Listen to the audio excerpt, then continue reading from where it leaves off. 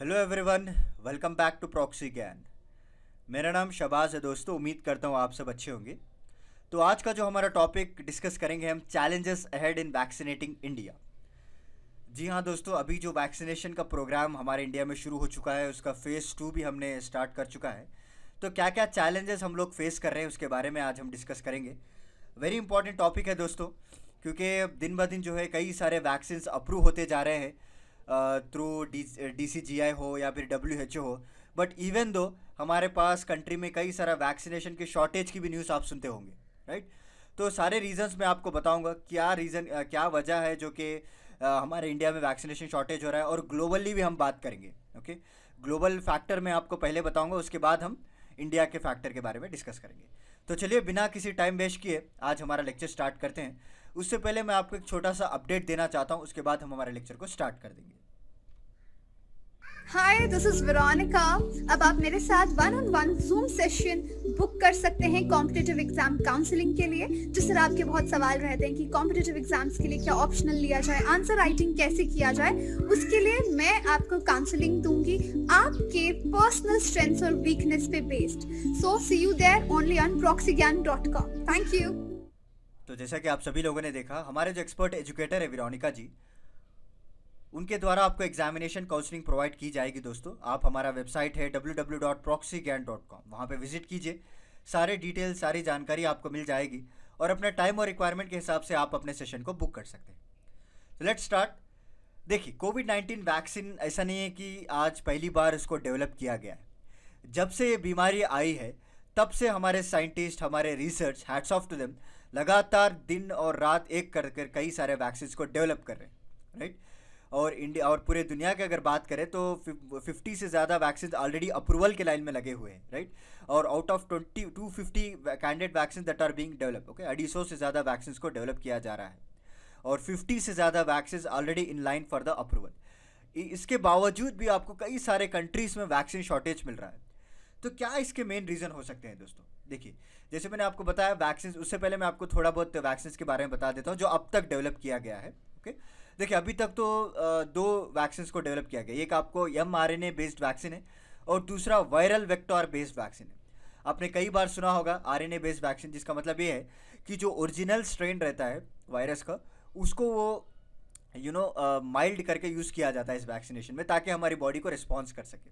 Okay, directly use करते हैं vaccination में। जैसे कि फाइज़र इसी टाइप की टेक्नोलॉजी को यूज़ करता है, बायोटेक इसी टेक्नोलॉजी को यूज़ करता है, और मॉडर्ना।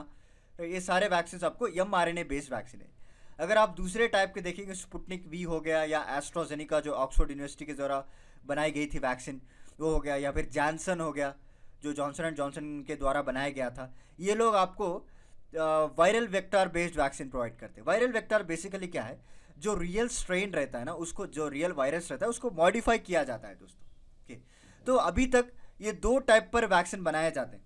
और उसके बाद अगर आपने देखा होगा, हमारे इंडिया में जो कोवैक्सीन, कोविशील्ड बनाया गया था, वो इनएक्टिवेटेड और एक्टिवेटेड बेसिस पे बनाया गया था। और साइनोफार्म जो चाइना की जो वैक्सीन, रिसेंटली WHO ने इसको इमरजेंसी अप्रूवल भी दे दी गई थी।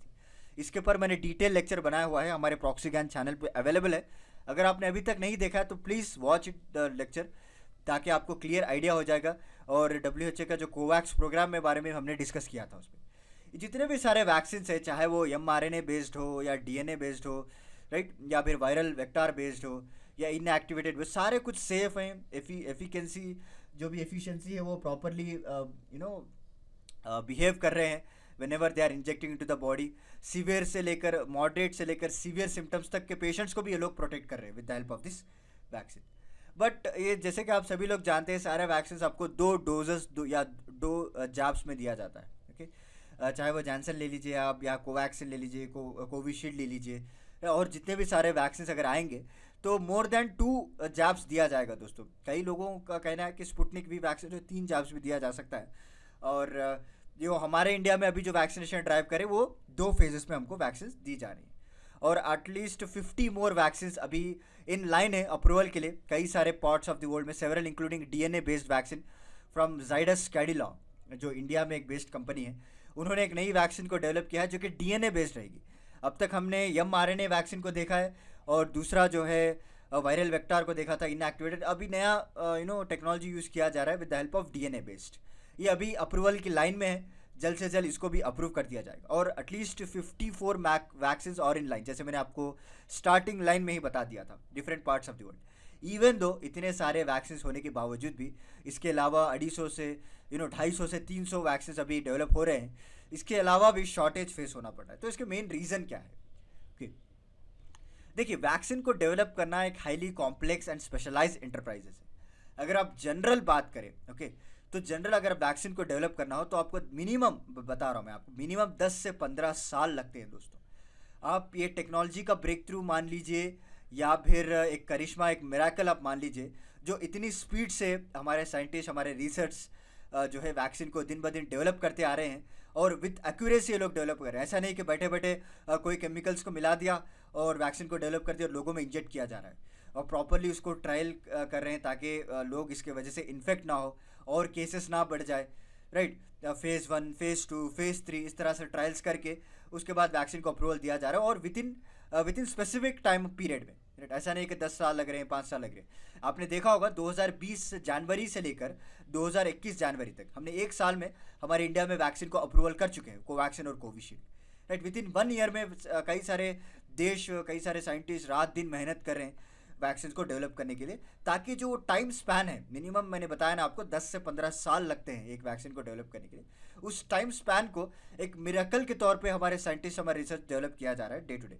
बट इवन दो एक वैक्सीन डेवलप का जो है हाईली कॉम्प्लेक्स प्रोसेस है दोस्तों, राइट। और अगर आपने देखा होगा under normal circulate it takes, जैसे मैंने आपको बताया, 10 to 15 ईयर्स लगता है।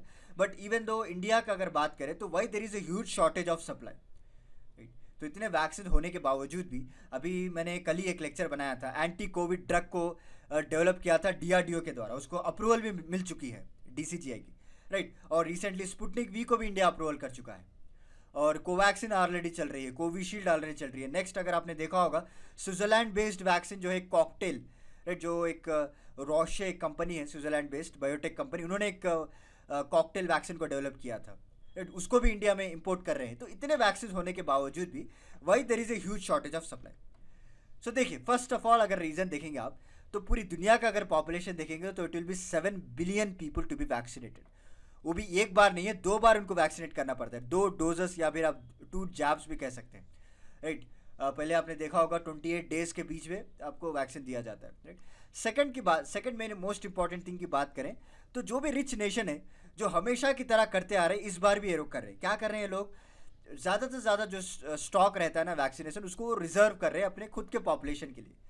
आपने देखा होगा 2020 में यूएस ने कई सारे स्टॉक्स को रिजर्व कर लिया था जब ये वैक्सीन डेवलप होने वाली थी फ्रॉम जॉनसन एंड जॉनसन से, राइट। जब ये वैक्सीन डेवलप होने वाली थी ऑक्सफोर्ड यूनिवर्सिटी से, जो एस्ट्राजेनेका, उसको भी इन्होंने स्टॉक किया था। तो उसकी वजह से क्या है, जो 20% ऑफ द वर्ल्ड पॉपुलेशन है ना, वो सिर्फ फ्यू कंट्रीज में स्टॉक किया जा रहा है। वहाँ पे 80% ऑफ अवेलेबल वैक्सीन है विच अमाउंट्स टू 20% पॉपुलेशन। सो इसको रोकने के लिए WHO ने कोवैक्स को बनाया, गावी अलायंस को बनाया, ताकि जो पूरर नेशंस हैं, जो मिडिल और लो इनकम कंट्रीज़ है, उनको प्रॉपरली वैक्सीन दिए जाए। उसको एक कोवैक्स प्रोग्राम बनाया गया था ताकि डिफरेंट कंट्रीज़ अपने वैक्सीनेशन को कंट्रीब्यूट करें। हमारे इंडिया ने भी जो सीरम इंस्टीट्यूट ऑफ इंडिया से जो डेवलप हुआ था कोविशील्ड, उसको भी हमने इसमें एक्सपोर्ट किया था। बट एक्सपोर्ट होने के बावजूद भी, ऐसे प्रोग्राम्स निकालने के बावजूद भी, सिर्फ 1% ऑफ पॉपुलेशन, अफ्रीकन पॉपुलेशन को इस तरह से वैक्सीन दी गई है दोस्तों। Can you imagine? सिर्फ 1% of the African population.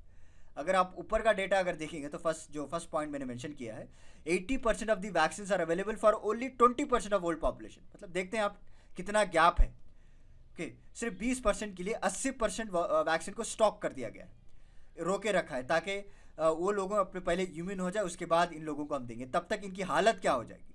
Okay, ये लोग पहले ही पूर नेशन है, उनके पास पहले ही इकोनॉमिक क्राइसिस चल रहा है, और कई सारे बैंक से इन्होंने कर्जा चल रहा है इनके ऊपर, और वैक्सीन लेने के पास इनके पास कहाँ से पैसे आएंगे, कहाँ से इनके पास? तो वहाँ की जो पॉपुलेशन है, दिन ब दिन वहाँ पे केसेस बढ़ते जा रहे हैं, दिन ब दिन डेथ रेट बढ़ता जा रहा है।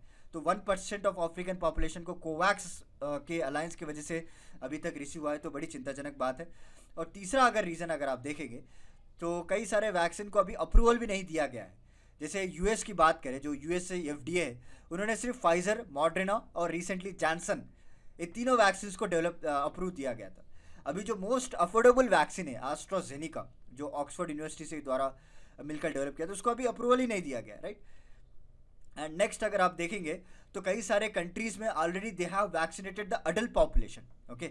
वेस्टर्न कंट्रीज की अगर आप बात देखेंगे, specially European countries, Italy, Germany, वहाँ पे क्या हुआ है, जब इनिशियल स्टेजेस था तो जब वैक्सीन डेवलप हो चुकी थी 2020 में ही उन्होंने कई सारे एक significant portion of adult population को वैक्सीनेट कर चुके हैं उन्होंने। तो अभी ये लोग वैक्सीनेट कर रहे हैं यंगर चिल्ड्रन को, ओके। तो यंगर चिल्ड्रन को वैक्सीनेट कर रहे हैं, again they required in bulk, okay. तो एक हाथ हम लोगों से वो आगे हैं। और उसके बाद अगर स्पुटनिक वी देखें तो वहाँ ब्राज़ील ने तो वहाँ पे अप्रूवल डिनाई कर चुके हैं, और चाइना का जो साइनोफार्म है वो भी अभी वेस्टर्न कंट्रीज़ में अप्रूव होना बाकी है।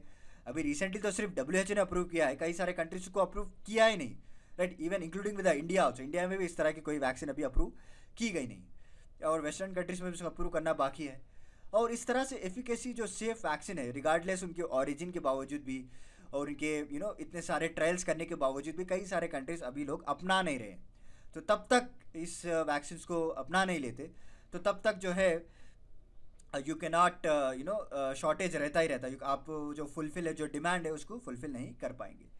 तो शॉर्टेज इन इंडिया की बात करेंगे, अभी हम इंडिया के सिनेरियो बात करते हैं। जैसे ही आप जानते हैं कि सेकेंड वेव हिट कर चुका है पैंडमिक का, और कई एक्सपर्ट्स का मानना है कि अभी थर्ड वेव भी हिट करेगा या हिट कर चुका है। कई सारे डिफरेंट ओपिनियंस आ रहे हैं, जैसे केसेस बढ़ते हुए केसेस को देखकर कई सारे रिपोर्ट्स निकाले गए। तो with more than 4 lakh cases से रिपोर्ट कर रहे हैं दोस्तों हर दिन हमारे इंडिया में, 4 लाख से ज़्यादा केसेस। तो एक सीरियस कंसर्न है, राइट। वायरस दिन ब दिन म्यूटेट होता जा रहा है, डिफरेंट वेरिएंट्स निकल रहे हैं। आपने देखा होगा सदर्न इंडिया में एक नया वेरिएंट आया था N440 के, उसके बारे में भी हमने डिटेल में बात की है, जो कि आंध्र प्रदेश कर्नूल डिस्ट्रिक्ट में इसको पहले डिस्कवर किया गया था, राइट। और उसके बाद वायरल मल्टीप्लिकेशन होता है, कई सारे दिन ब दिन प्रॉब्लम्स आते हैं। और आपने देखा होगा कोविड-19 की वजह से ब्लैक फंगस भी अटैक करना शुरू हो चुका है, एक नया प्रॉब्लम शुरू। तो इस सारे परेशानियों से इंडिया अभी जूझ रहा है, ओके। सो एक ग्लोबल प्रॉब्लम नहीं, बट इंडिया का भी एक इंटरनल प्रॉब्लम बन चुका है। तो इस वेव को रोकने के लिए हम लोगों को कई सारे वैक्सीन प्रोवाइड करना ज़रूरी है, ताकि जो वैक्सीनेशन ड्राइव चल रहा है उसको, जितने भी लोग हम लोगों को वैक्सीन दे रहे हैं उसको, उनमें एक इम्यून रिस्पॉन्स जनरेट कर पाएँ, ताकि आने वाले वेव्स में या आने वाले वेरिएंट्स को लोग इम्यून रह सकें, राइट। बट हमारे पास वैक्सीन शॉर्टेज चल रही है, राइट। तो इसकी वजह से क्या है दोस्तों, इंडिया का जो हेल्थ केयर सिस्टम है वो टूटता चला जा रहा है, कम्प्लीटली कोलैप्स होने वाला है अगर इस तरह से इमेंस प्रेशर रहा। There is acute shortage not only of the vaccine but also with the medical oxygen. There is a big gap. Supply chain of ambitious program to vaccinate to all adult जो population है उसमें gap चल रहा है, और medical oxygen को लेकर acute shortage चल रहा है, बेड्स को लेकर शॉर्टेज चल रहा है। एक लाइव एग्जाम्पल भी मैं देख कर आ रहा हूँ, हमारे खुद एक रिलेटिव को जो कोविड हुआ था, तो जब हम बेड्स के लिए देख रहे तो we are facing the shortage of bed, साफ मना कर दे रहे हैं हॉस्पिटल्स भी, ओके। सो कितना पेमेंट देने के बावजूद they are rejecting, we are not able to give the bed. तो इस तरह से बड़ी ख़राब हालत है, और इसके बीच में वैक्सीनेशन का शॉर्टेज होना, it is also creating immense pressure that पूरा health care system completely collapse हो रहा है। अगर आपने देखा होगा, although the India ranks number 3, ऐसा नहीं कि इंडिया कहीं अफ्रीकन कंट्रीज़ के रैंक पे है in developing of the vaccine, but India का रैंक भी अच्छा है। पहले US आएगा, उसके बाद चाइना, और उसके बाद इंडिया का अगर आप रैंक देखेंगे नंबर ऑफ वैक्सीन जो एडमिनिस्ट्रेशन किए हैं, राइट। बट उसके बावजूद भी अगर आप देखेंगे तो सिर्फ 2% of the population was fully vaccinated, and only 13% of the population have received only single dose, right. 2 doses दिया जाता है, एक फर्स्ट डोज के बाद 28 डेज या 24 डेज के गैप के बाद आपको सेकेंड डोज दिया जाता है। सिर्फ हमारे इंडिया की बात कर रहा हूँ मैं, 13% ऑफ द पॉपुलेशन को कवर किया गया है। एंड कंप्लीट अगर बात करें, दो डोजेस ले गए थे वो 2% पॉपुलेशन, ओके। तो कैन यू इमेजिन 140 करोड़ का हमारा देश और सिर्फ 2% पॉपुलेशन, राइट, उस पर वैक्सीनेट किया गया है। तो अभी बहुत कुछ करना बाकी है दोस्तों। Many countries have already vaccinated more than half their adult population. अगर वेस्टर्न पार्ट की अगर आप बात करेंगे, जैसे वेस्टर्न कंट्रीज है, जैसे मैंने आपको बताया पहले ही उन्होंने सारे अडल्ट को कवर कर लिया था, अभी सिर्फ यंगर पीपल को लोग फोकस कर रहे हैं। हमारे इंडिया में तो अभी सिर्फ अडल्ट पॉपुलेशन को ही कवर करना स्टार्ट किया गया। अभी रिसेंटली May 1 से अगर आप देखेंगे तब जाकर परमिशन दी गई थी कि आप 18 साल की उम्र से भी आप वैक्सीन को लगा सकते हैं, okay. This is also one of the most important reason. Another important reason की अगर आप बात करें तो मैन्युफैक्चरिंग ऑफ वैक्सीन दोस्तों, ओके। देखिए, एक वैक्सीन को अगर मैन्युफैक्चर करना है तो उसमें कई सारे कॉम्पोनेंट्स लगते हैं, कई सारे रॉ मटेरियल्स लगते हैं, राइट। उसको कई जो है हमारे इंडिया में लोकली थोड़े अवेलेबल है, थोड़े हम इंपोर्ट भी करते हैं। अगर आपने देखा होगा यूएसए ने रिसेंटली बैन भी लगा दिया था रॉ मटेरियल्स को, उसके बाद उन्होंने लिफ्ट किया है, उसके ऊपर भी मैंने लेक्चर डिटेल से लाया हुआ है, हमारे प्रॉक्सी ज्ञान के चैनल पे अवेलेबल है। तो जब ये बल्क मटेरियल अगर आप प्रोड्यूस करना चाहते हैं तो आपको रॉ मटेरियल्स भी होना ज़रूरी होता है। तो जब रॉ मटेरियल आप इंपोर्ट करेंगे, राइट, उसको प्रॉपरली मैन्युफैक्चर किया जाएगा और हमारे हिसाब से उसको मॉडिफाई किया जाएगा। It's completely time consuming process. Okay, so अगर आप लाइसेंस भी अगर ग्रांट कर देंगे कई सारे मैन्युफैक्चर को, जब एक्चुअल प्रोडक्शन स्टार्ट होगा तो कई सारे महीने लग जाएंगे दोस्तों, राइट। वहाँ पे भी टाइम गैप हो रहा है, और ऑलरेडी जो हमारे पास कई सारे ऑर्डर्स आके रहते हैं, राइट, उस ऑर्डर्स को फुलफिल करें, right. Ramping up the existing order, वो भी एक one of the most important challenge है। और उसके बाद ये लोग अपनी प्रोडक्शन को भी बढ़ाना चाहिए, राइट। उसके बाद क्या होता है, सप्लाई चेन में जो है गैप आना शुरू हो जाती है नेक्स्ट फ्यू मंथ्स में, right. And there is a joint proposal of India and South Africa also, क्योंकि ये लोग अभी इस इशू को वर्ल्ड ट्रेड ऑर्गेनाइजेशन में भी ये लोग लेके जाने वाले हैं। As per the latest update अभी मिला है कि यूएस ऑलरेडी इस रिपोर्ट को पॉजिटिवली रिस्पॉन्ड किया गया है, ताकि आगे चलकर हम लोगों को कोई रॉ मटेरियल इंपोर्ट करने के लिए कोई दिक्कत ना आए। And under this proposal companies are already producing the COVID vaccine, और इनका ये भी कहना है कि आगे चलकर जो हम वैक्सीन के सपोज स्पुतनिक भी ले लीजिए, जो उनकी आईपीआर है, जो इंटेलेक्चुअल प्रॉपर्टी राइट्स, वो भी शेयर करने वाले हैं ताकि हम लोकली इसको डेवलप कर पाए, ताकि आगे चलकर हम इम्पोर्ट के ऊपर डिपेंड ना हो। ओके, हमारे इंडिया में खुद डेवलप कर सके, उनके जो प्रॉपर्टी राइट्स है इंटेलेक्चुअल प्रॉपर्टी, उसको भी ये लोग शेयर करने वाले हैं। तो आगे चलकर देखते हैं क्या हमारा इंडिया इसके अफोर्डेबल वैक्सीन बना पाएगा, और जितने भी पॉपुलेशन है उसको प्रॉपरली कवर कर पाएगा, क्योंकि अभी race is on and the humanity has no option but to defeat the virus and stay ahead in this race. बस ये मैं आपको कहना चाहता हूँ। अभी हमारी जंग चालू रहेगी, आगे चलकर हमें बहुत लड़ना है, बहुत ही हिम्मत, बहुत ही जिम्मेदारी के साथ इस जंग को लड़ना है। ऐसा मत समझिए कि जंग खत्म हो चुकी है। कई लोगों का एक मेंटालिटी बन चुकी है कि 2020 खत्म हो चुका है तो वायरस भी खत्म हो चुका है, राइट। आपने देखा होगा कि आज भी 2021 में भी 4-4, 5-5 लाख केस हम डेली देख रहे हैं। तो अभी जंग जारी है दोस्तों, ह्यूमैनिटी के साथ, ह्यूमैनिटी वायरस के साथ, राइट। तो उसको हम हराना है। तो अभी आप मास्क लगाइए, सोशल डिस्टेंसिंग मेंटेन कीजिए, जो कोविड-19 का जो प्रोटोकॉल है उसको फॉलो करते रहिए। चलिए, मिलता हूँ मैं आपको अगले लेक्चर के साथ, कुछ इंटरेस्टिंग टॉपिक के साथ। तब तक के लिए धन्यवाद दोस्तों।